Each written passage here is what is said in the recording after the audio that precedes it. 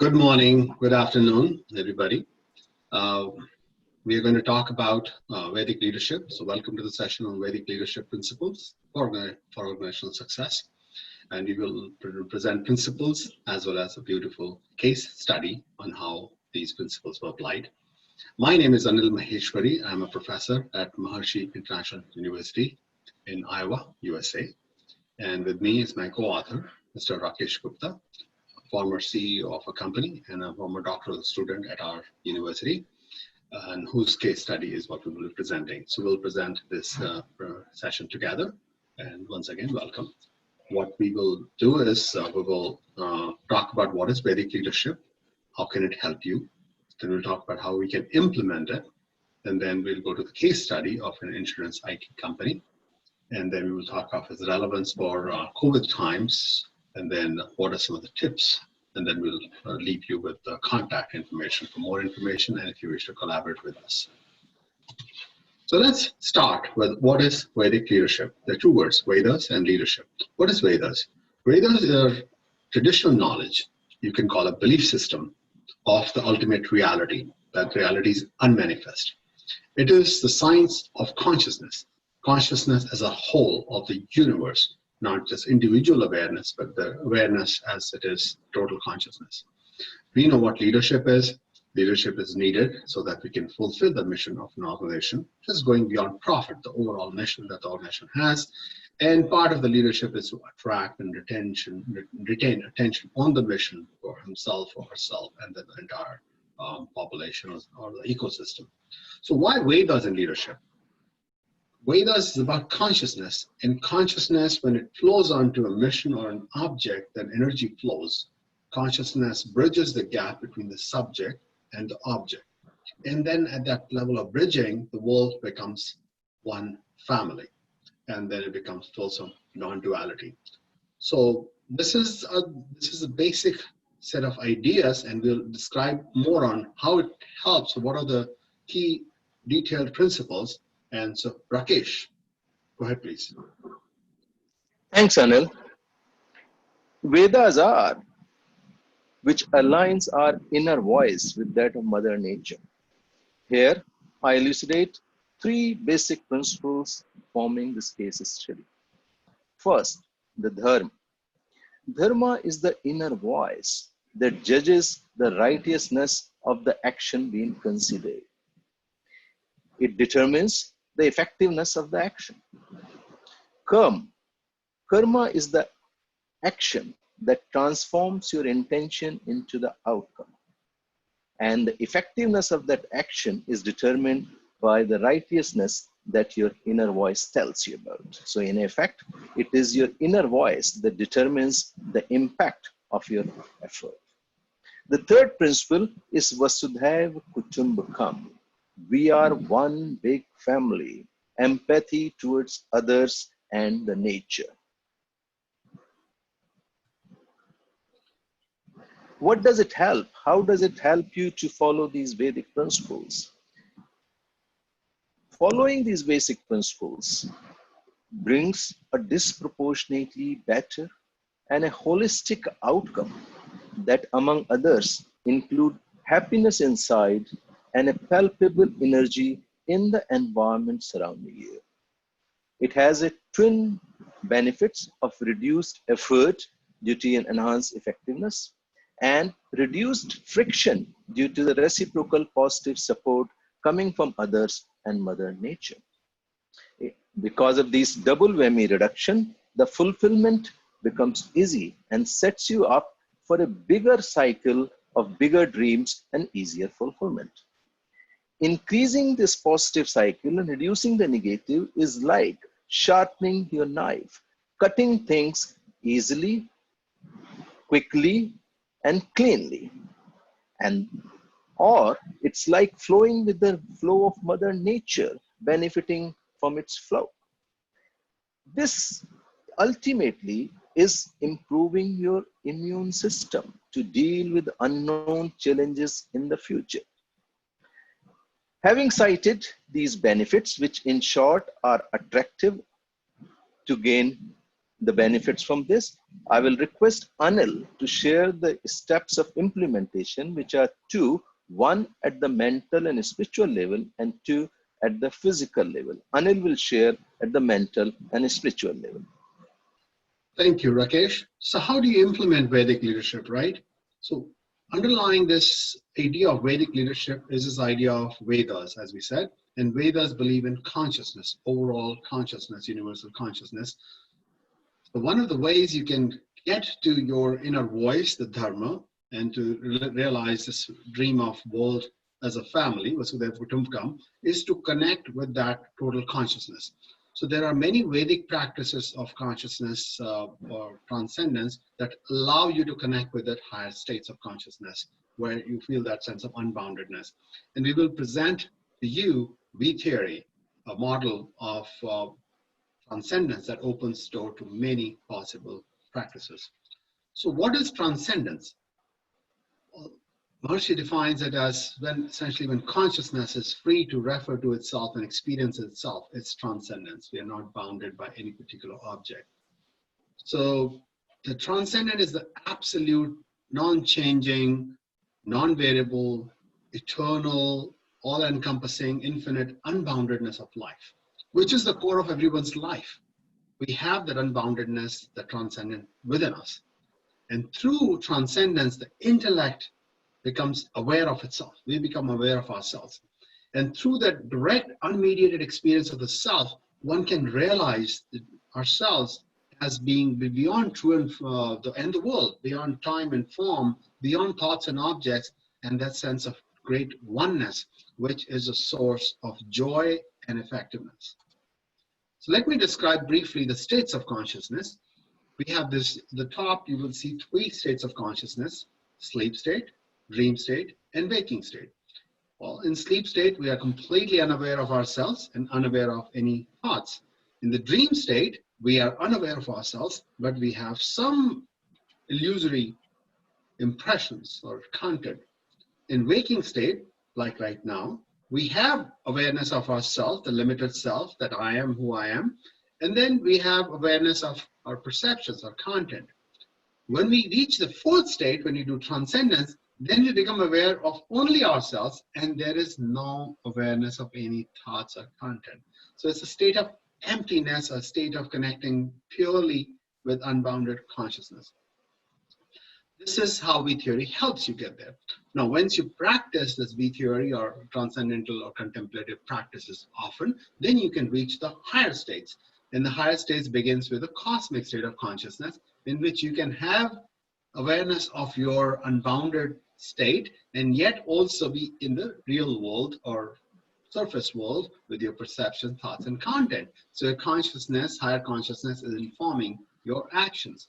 And then you can have a more refined version of it where the difference becomes very thin between unboundedness and yourself till you reach what is called the unity consciousness or Brahman consciousness, where you become the universe. Aham Brahmasmi. There's no difference between you and the other. At that stage, you would say this kind of goes a lot towards becoming fully realized and fully unbounded person. So let me describe what V theory is. V theory says that we are normally working in this waking state of consciousness or surface reality where we see certain things. And if we choose a technique like a mantra or a particular technique to transcend and go from the relative world to the absolute, then we get in touch with the pure consciousness, which incidentally is also described as unified field of all the laws of nature. Nature is in the unmanifest form residing in its self-awareness or consciousness. And as we transcend, we see that our thoughts become subtler and subtler. And then at this point, at the bottom, it just becomes, thoughts become non-existent and we become one with consciousness. And of course, we stay there for a certain period of time, depending upon your practice. And then you come back out into the relative world. You come out a little ahead, a little bit more energized, a little bit more charged, a little bit more enthusiastic, a little bit more clear, a little bit more unbounded. And that practice can improve over time. So that is the basic practice of how you can enhance your consciousness to be more inclusive, right? Now, let me describe where the techniques come from, because all the traditional religions and spiritual traditions have many, many techniques for transcending.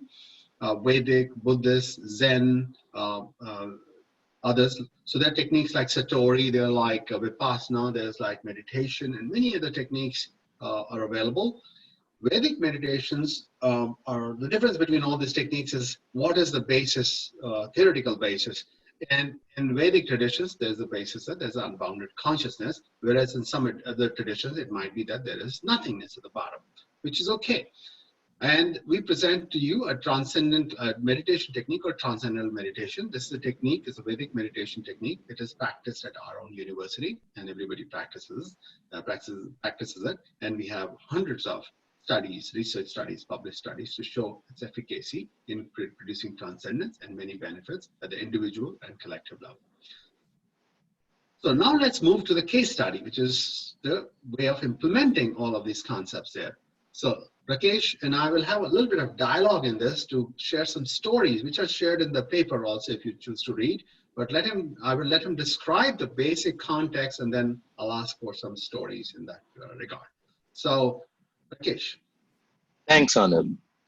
This case study explaining the concept of Vedic knowledge and Vasudhaiva Kutumbakam as an operating principle was in the background of setting up a back office operations for a global insurance company based in Europe.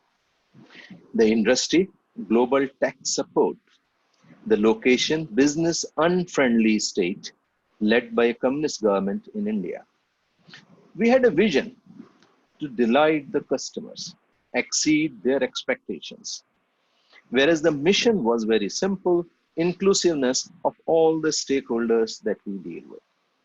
That stakeholders list included the employees, their families, even the trade unions, the suppliers and partners, even competitors, and lo and behold, even the auditors. You may wonder, where is the customer in this list? Customer is all over. They are part of the central theme, the purpose of our existence, and all decisions were taken keeping customers at the center, benefiting the customer and employees. Thank you. So Rakesh, let's go the 4 things that you have highlighted. What are the challenges and what were some of the things you did which were unique, which were aligned with the Vedic model? So when you say it's a global tech support, right? Tech talent is hard to get. What did you do to retain tech talent, attract and retain tech talent? Very nice question, Anil. This is being faced by virtually all organizations across the tech world. Retaining the hot skilled employee using the Vasudhaiva Kutumbakam, the concept of inclusiveness. The first thing in this concept starts with respect and treat employees as equals. Involve them in the decision-making process, particularly the decisions that impact the working culture. Empower them with the relevant knowledge and a conducive working environment where they can experiment the knowledge learned and they can experiment with intent to delight the customers. This boosts their pride, their self-confidence. They start feeling owning up their actions and accountability of it, a sense of righteousness of their actions. This is their inner voice which gets stronger and louder. This enables them to act fearlessly, using their discretion and not blindly following the rules. They go to the extra mile to resolve the issue rather than simply passing the buck. This virtual cleaning up of the queue results in extra capacity, which is good for the organization, good for the employee, and good for the customer. We also supported the employees in their pursuit of personal interest, be it their hobby or be it their career. All this what resulted into a very low attrition and very high level of engagement with the customer employees determined to build a career in the organization. And very good. And you also shared in the paper that you invited the families of these employees to visit the office so they could meet with the CEO and everybody else So they became additional magnets for you to hold on to employees because the families really like that company. So that's wonderful idea of retaining talent, which is the foremost thing in today's world, increasingly so. Second challenge was this: you were located in business unfriendly state. First of all, why would somebody go there? But for whatever reason, you had to make that strategic decision. How did you survive and thrive in that business unfriendly state with so many trade unions and so many industrial strife and strikes? Indeed, it was a challenging decision to set up our base in a state of which is led by the communist government, where business has found it so difficult to survive that industry is almost eliminated. We took this as an opportunity rather than as a challenge. That place where business is finding difficult, we will establish and we'll have a little competition to survive. And that proved true. So what we did to make it so conducive whereby trade unions started working with us rather than opposing us, we simply explained to our people that unfriendly process will be very difficult to survive in this environment. We sought the support from their families and the local community. A few other businesses which were in the surrounding started joining hands. They were feeling the pain earlier, but now they were very happy and willing to join hands. The employee support was so high that our attendance used to be higher on these days. The trade unions used to block the plying of four-wheeler vehicles, but they allowed walking to the office and or the two-wheeler. Our employee on those days switched to two-wheeler or walked some distance to reach office. This really produced the kind of attendance that I just talked about. Gradually, trade unions accepted that this is an essential service and they cannot get support from our employees. They relented and they allowed the vehicles plying with the banner of our organization. This is what I say, the inclusiveness resulted into more business and more happiness all around. Our parent company felt happy and confident to transfer more business. Thank you. Let's go to the third story, or a vision, right? How was, let's say, this customer delight achieved, and how did customers show their delight? We had a very large number of employees who had found the engagement and alignment with their interest and the organizational interest. They were determined not only to get a job, but to build a career and a dream career for themselves. This led to our thought process to create a situation where they start feeling my company. I call this initiative My Company, from why to why not. It was a rare combination to achieve efficiency and effectiveness together. The customer service function was split between UK and India, where both sides used to have certain amount of capacity for the process. We, instead of deciding ourselves where the customer in the queue should be served, we gave that option to the customer to choose which side they want to get served from. So an interactive voice on the system will alert them of a long queue to be served in UK versus quick serving from India. Over time, and with the happiness of the service being provided, many customers felt so happy they did not wait for this message to complete and they switched and wanted to be served from India. This led to customer delight, our Indian employees finding more processes to deal with, a career opportunities, and a reduced cost benefits to our parent, a win-win-win situation. Thank you. Now, the fourth point, the mission, was inclusion of stakeholders, which has been referred to in everything you've just spoken, the three stories. But how did the inclusiveness help improve the quality of your process so that you could achieve that sort of mission, the way, the levels you reached? In particular, how were employees and auditors involved? Go ahead. This is indeed a wonderful story which many can adapt from. Employees and employers generally are scared of auditors.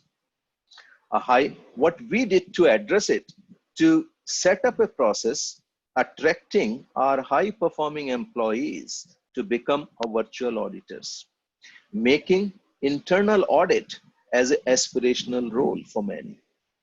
High performance employee found much more value add in the process rather than just finding faults with what's going on.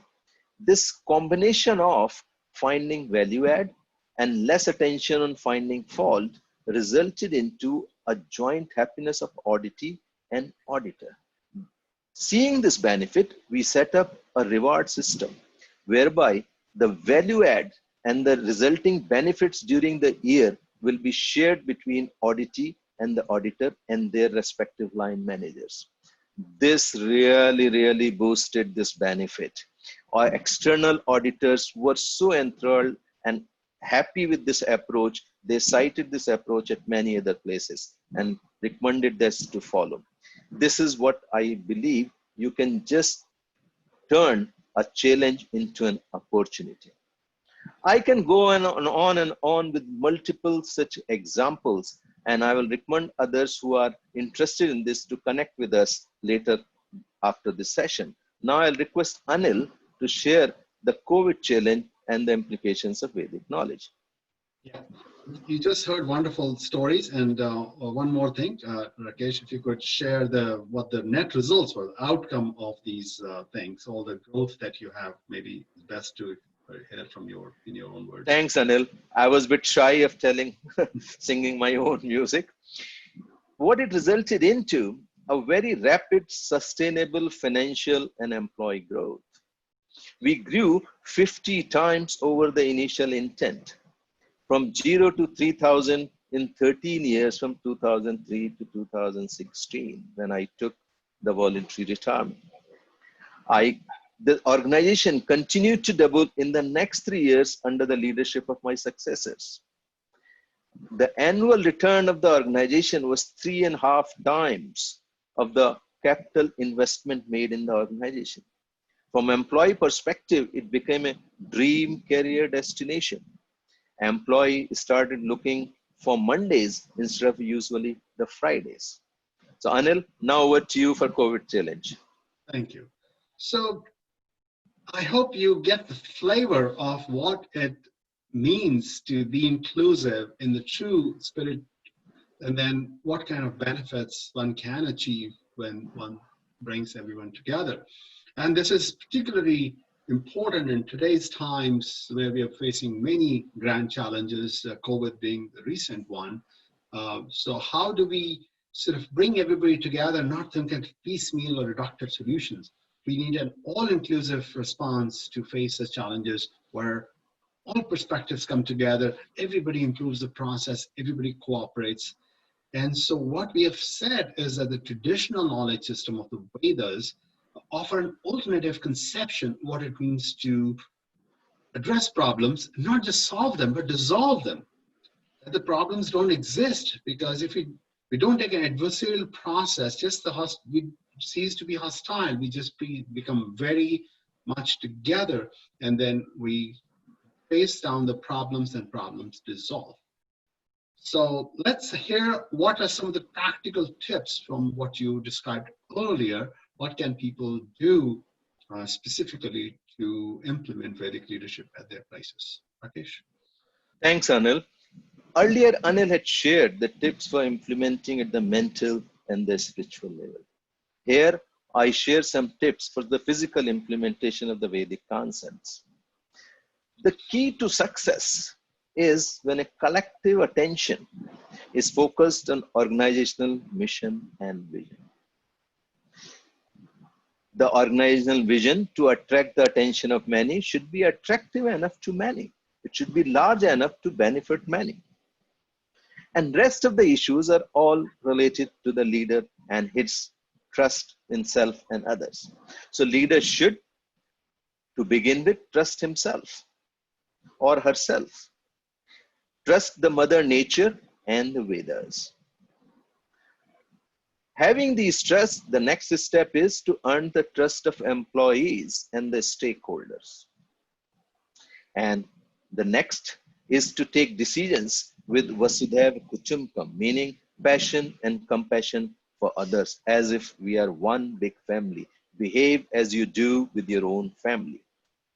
And being immoral.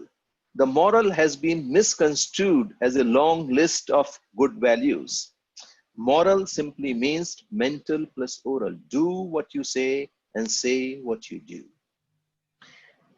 In nutshell, if a leader is willing and is going through the Vedic concepts, rest all, nature will help you to achieve the success. Now, Anil will summarize the total presentation and the case study. Over to you.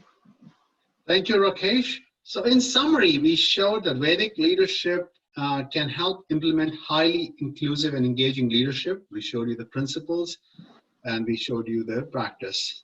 It can be learned through a different belief system, so which means inclusiveness is natural. We are connected at the quantum level, and we can achieve that individually and collectively through the practice of transcendence, which we showed through V theory that many techniques can help there. So we welcome you to collaborate with us on research, on let's say on V theory of transcendence, on practice of Vedic leadership and inclusion and continuous improvement, like Rakesh presented. So here are some contact information for you. My email address is akm2030@gmail.com, and Rakesh's is rkg2411@yahoo.com. You see our LinkedIn IDs and Rakesh's blog, where he describes all the various principles that he has been describing over a period of time. So we thank you very much for joining. We hope this helped you achieve some additional insight into how you can take your organization to the next level. Thank you very much.